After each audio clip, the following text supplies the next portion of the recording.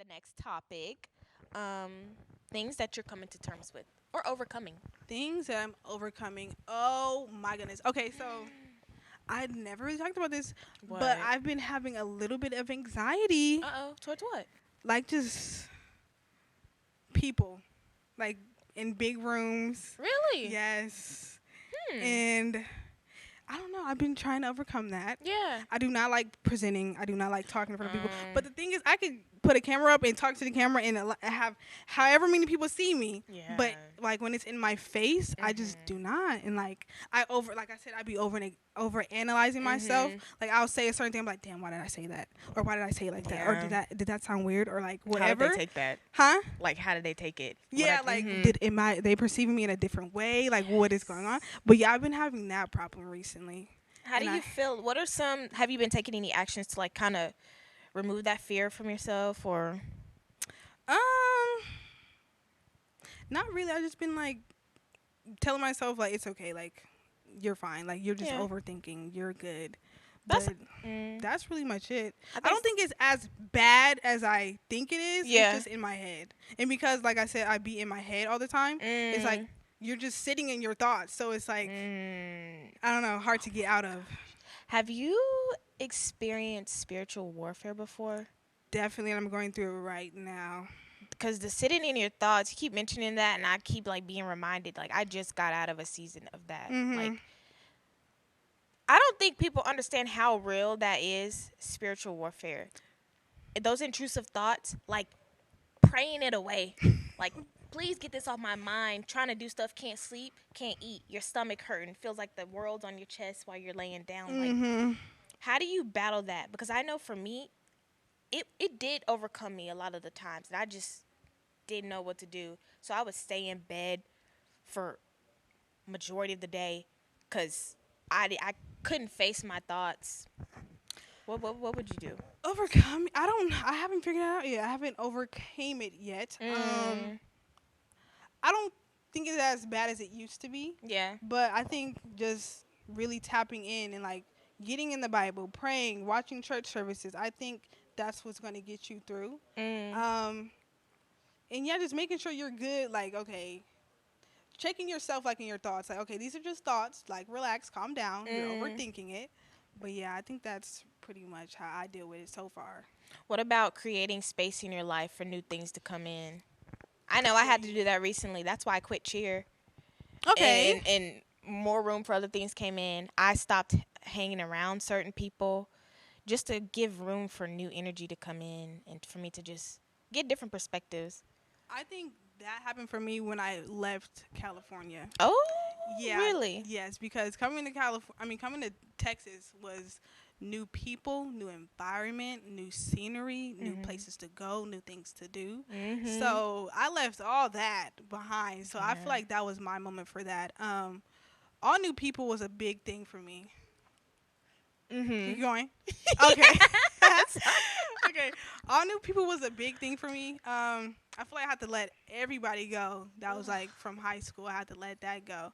So like moving to Texas was probably the best decision I ever made so far in my life. And a big one, too. Big one.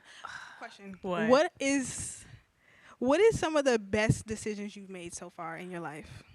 Ooh. You know, they usually ask you what are the worst. But right. the best? The best. Well, I can tell you mine. Okay, One, tell me. going to a HBCU. One, all my young high schoolers, I promote go to a HBCU Tell them if right you there. are black. If you are black, well, if you know any race, but specifically my black people, I would say go to HBCU. Yeah. Go to a HBCU. Also, I would say move out of state. Like, don't stay in your state you're in. Move away so you can get your independence. Right. That's one big thing that I did. Another great decision I did. That is a good question. Probably letting go of my last relationship. That was one of the best decisions I ever made.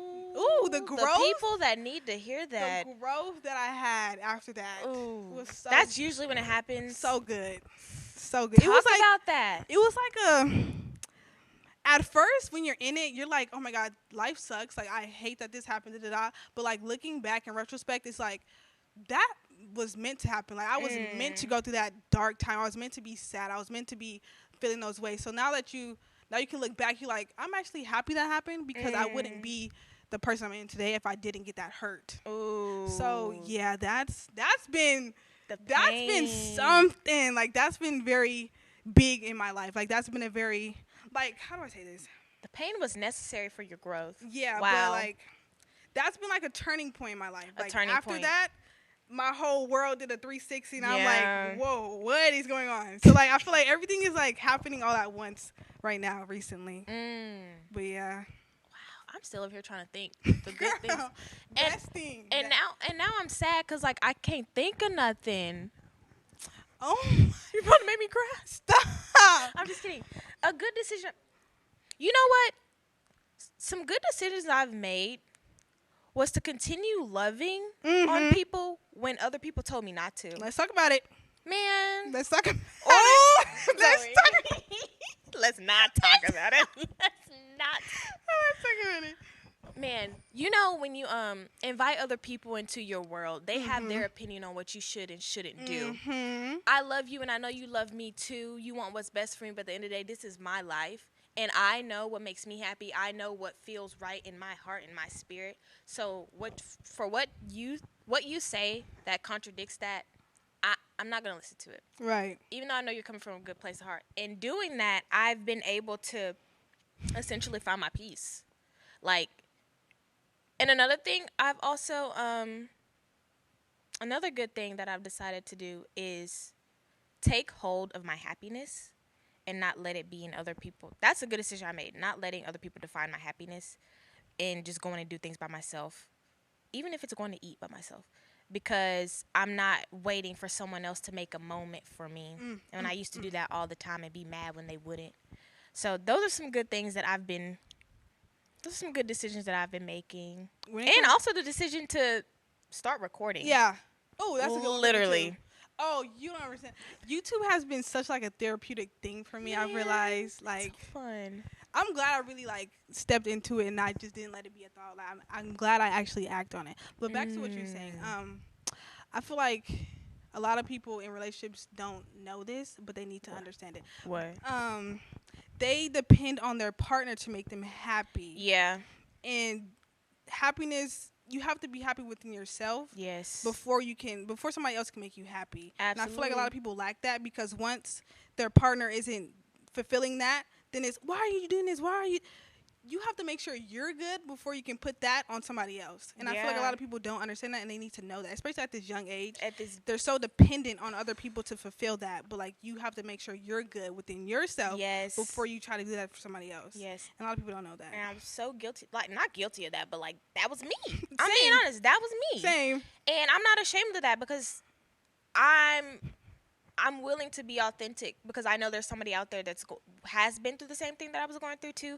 But I'm telling you that there is a light at the end of the tunnel. Know your identity is not within that person. As much as you love them and love being around them, look, quality time, that's my favorite. That's my top love language. Ooh, let's talk about love language after this, but go ahead. We will. But love language, that's my number one. But just as much as you show it to the other person, show that to yourself, so you can know what it feels like. Right. And not expect it to other people, because that's the quickest way to ruin your relationship, by putting heavy expectations on someone. Have standards, but the expectations can't be crazy, because then you start making them question who they are and their worth, just because you're doing that already. Right. Message. So, yeah, but love languages. Again, I always say I love love. So, like, I love to talk about love languages. Name your top 3 right now. Top 3. Quality time. Same. Physical touch. And acts of service. Same. I had to grow into the physical touch one, but yes. I don't really care for words, because, you know. Show me. You know, when people just keep saying things to you and the actions don't match. I hate words it. start to get a little less meaning. Yes. So I've learned to not really listen to words. I mean, yeah, it sounds cute. It sounds good. It sounds cute when you have actions to it. Yes. So, I'm not really big on the words of affirmation. What's the other one? Gifts. I like to give more than I like to receive when it comes to gifts. So me giving you something is going to give me joy more than you give me something. So, yeah, gifts is not really my thing. But I realize that some people have different receiving and giving love languages. Yeah. Because my giving is probably gifts. It's probably physical touch. And it's probably quality time. But receiving is different. Right. Same. Literally same. And I think it's really important to be aligned with people who have the same. I mean, I wouldn't say you necessarily have to be in the same love language area as your partner or whatever, but it would be a whole lot easier. And if you're going through a lot of strife or something like that in your relationship, it's probably because y'all's love languages aren't necessarily aligned. But you can change those. And that's something that you can change because it's not changing who you are necessarily. Those are some good things to like But I also improve. learned that you should, when you're in a relationship, you should learn to love the person in their love language. Yes. Just because it's not yours, you should, because if you care enough about somebody, you're going to want to do that because that's going to make them feel love. For example, I am a very much physical touch. So if I'm putting my feet on you and you're pushing me off, like that's gonna make me feel like, okay, he doesn't love me. Let me pack my bag and go now. Right. So like, even if that's not your thing, I feel like if you love someone, you should learn to love them in their love language. That's so important. Yes. And not question them. Like, well, why you like that? Right. Just do it. Right. Just Please. do it. But And I don't want to have to ask either. That's the main one. Probably what do you feel about, because you hear it a lot, people saying, I'm not going to tell you how to love me. I'm not going to teach you how to love me. How do you feel about that? Do you feel like people should teach others how to love them, or you should just know how to treat somebody? Well, I feel like everybody's different, so not everybody's going to know how to love you specifically. So you should, I mean, everybody has an idea of how to love you. Like, love is low-key common sense. Once you're in love, like, you do things naturally. But certain people... Hold on, Zoe. Love is common sense. When you're in love. Wow. That's so true. It is, because I just feel like if you're in love, things come naturally. Like, you don't have to go out your way. You're not going to, I need to go out the way because I love her. You're going to naturally do that because you love that person. Wow. not you having a moment. I felt that. I needed to hear that. Love is common sense. It literally is. You know not to do that. Thank you. And you know what to do. Thank you. Man. I shouldn't have to tell you that. You knew that. That's so basic. Like, that's basic. Oh, okay. You know I don't like that. But you love me, though. Let me shut up. Anyways. You gotta get somebody in trouble. Anyways, what were we talking about? What were we Love languages. Something about love is common. I don't even know. Yeah. But I get it. Yeah. What is, this is totally off topic. What's one of the greatest things life has taught you? Greatest lessons. Greatest lesson if you love something, let it go. Because I really live by the saying, if it's true love, it will come back to you. But then again, some people may come back to you because they think that you're dumb or they think that you're always going to be there for you. So that's kind of like iffy, but you know it. But like, if you love something, let it go, because if it's meant to be, it'll be. And one thing I really live by, what is for you will always be for you. No matter what happens, no matter what thing come up, it's going to be for you. How much time goes by, it's going to be for you. It's going to be for you, and it's going to be there for you. And if it's yours, claim it. Like, act on it as if it's already yours. If you want that big house, act like you have the house. Act like it's yours. Like, know that my house is coming. I don't know if I'm going to get it. I don't know how I'm going to get it. If you want it, you're going to have it. You're going to get it. Let's talk about doubt. Ooh. That is one of the biggest killers, is our own self-doubt. Literally, I am a person that usually, I'm not gonna lie, I be doubting myself, my capabilities a lot of the time, and it just puts me in such a negative space, and it exudes a lack of confidence, to be honest. Even if you know you're confident in yourself, if you letting your doubt overcome, you're not gonna get anywhere. You're not gonna go for anything. You're gonna be too scared. You're operating out of fear, and that's no way to be. I can't even speak on it. Thankfully, I don't really have a lot of self-doubt. I'm very confident in myself. Well, give me some advice. I don't know. It's just, I feel like some things come natural to you. Like, you're just gifted with certain things. And thankfully, I'm gifted with confidence. I can never think back to a time where I wasn't confident. Like, I didn't have that confidence in me. Even in, like, 6th grade, I remember this. I remember this boy. He called me like this ugly sixth grader, and in the moment, I'm just looking at him like, okay, like I know I'm not ugly, so I don't really care. Right. And back sixth grade, I'm young, like, Right. and that was still, that confidence was still in me. Like having somebody call me ugly to my face, and that didn't affect me. Like that just told me that I always had confidence. So yeah, I've never really had the self-doubt. Like if I wanted something, I would just go get it. If I think I could do something, I'm pretty sure I can do it because I think I can. So yeah, I don't know. See, the doubt for me is the capability part. Like, oh, what if this person can do it better? But that goes back to the whole part. If it's for you, it's for you. Right. You just have to believe it and know Right. it, and work towards it, and be consistent. Right.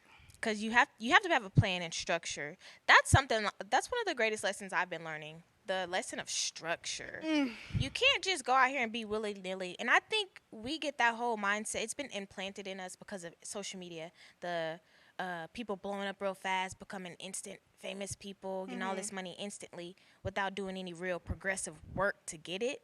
So now all of a sudden we all think that we can just do it fast. Right. But we have to put work into things. We have to put thought into it, planning, and give it time to happen. So structure is something that's a great lesson I've been learning. Yeah.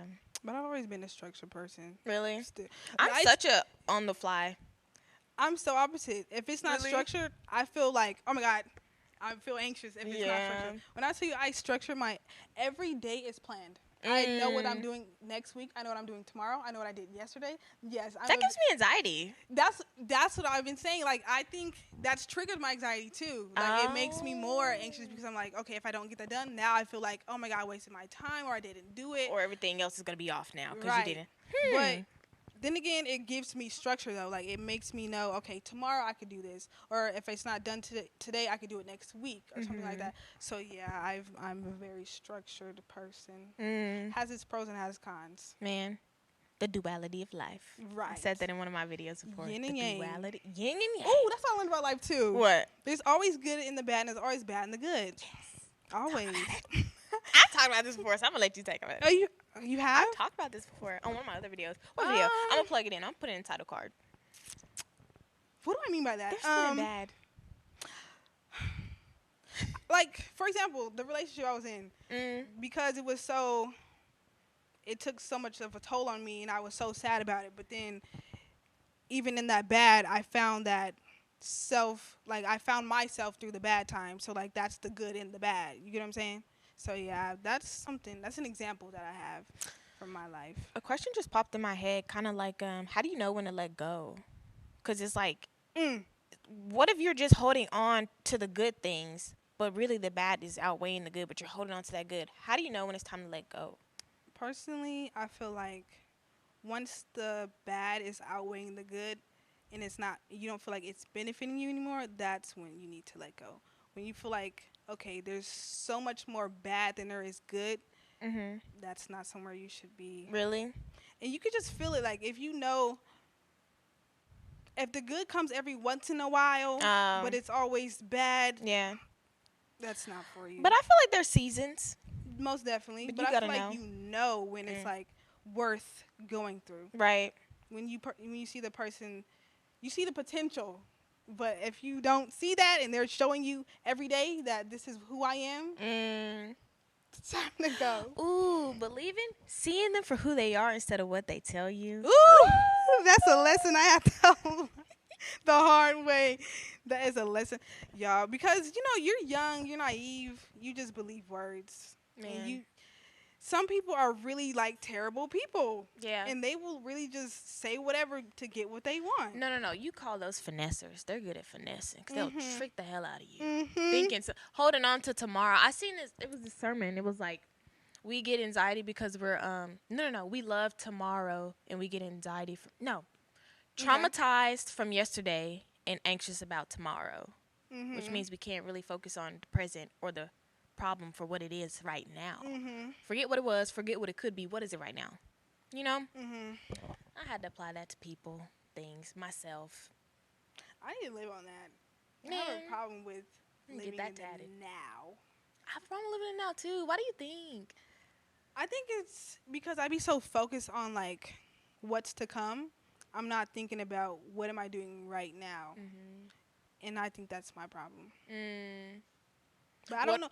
How do you live in the moment? How do you think that to do that? I think you can live in the.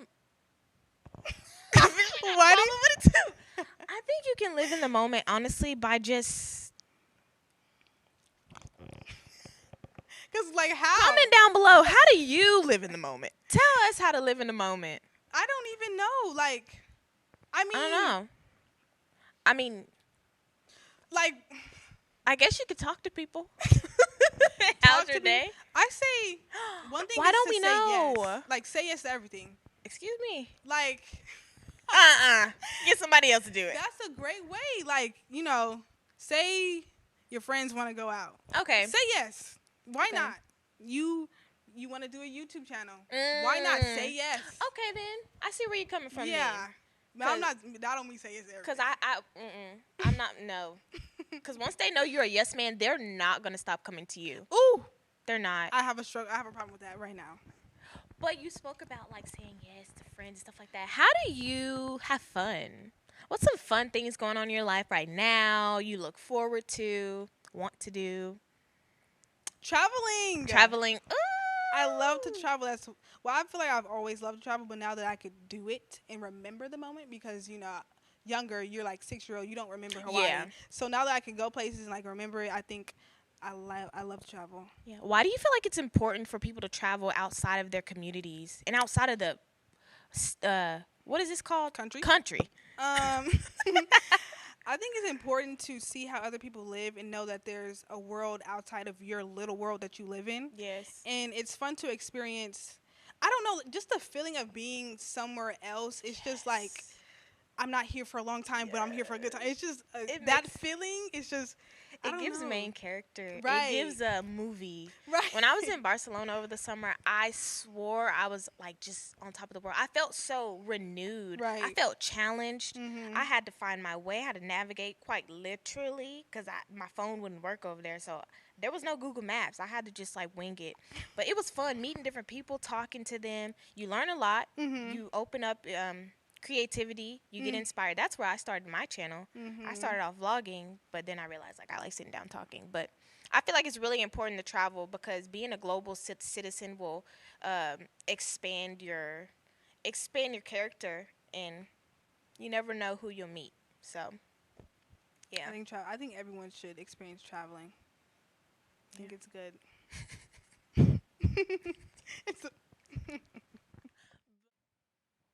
Still here with Zoe Thomas. So it's coming to an end, and I really don't want our time to end, but it has to. But what's some closing remarks you have for anybody out there, your viewers, people, some things you want people to know about yourself, or just some advice you want to leave people with? Some advice? If you want to do it. When it comes to anything, if you think about doing it, act on it and just do it. That's what I would say. And I stand on that. I second that. If you want to do it, do it. Don't wait. Yes. No, don't wait till tomorrow because it's not going to happen.